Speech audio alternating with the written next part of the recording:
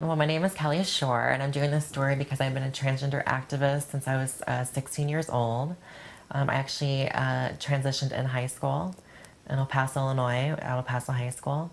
Before it was El Paso Gridley High School. My mother was very supportive. I started dressing at age 12, and my two friends dressed me up, and from there, I just kind of figured I always knew I was a girl, and I always got mistaken for a girl.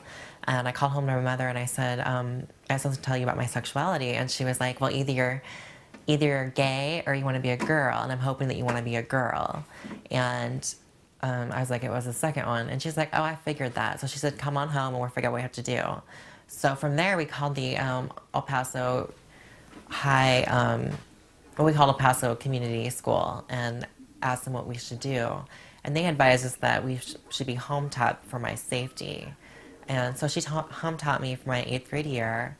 And after 8th grade year, she was taken with cancer and she couldn't no longer teach me. So El Paso High School took it upon themselves to make an alternative school inside the high school, which was a behavior disorder class. And I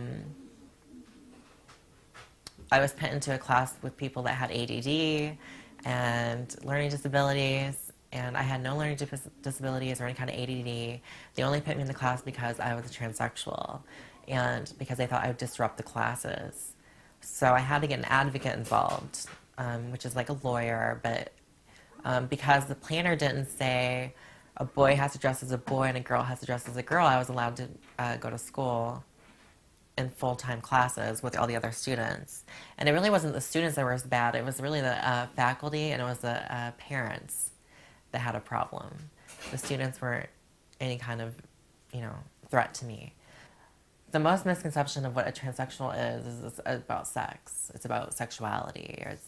And it's really nothing about sexuality, because your sexuality has to deal with who you're attracted to.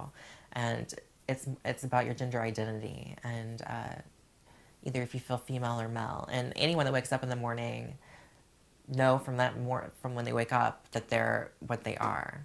And so when I wake up in the morning, I feel like I'm a woman. There's no kind of like question in my mind that I'm not a woman. Because I didn't even know that I wasn't a girl until I was 5 years old, and I was in the same bathtub as my niece.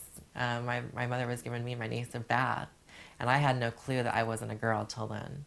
I noticed that she had something different than what I did. I have had hormone therapy for years, and I've had many surgeries. I've had facial feminization, which is FFS. That's the abbreviation for it.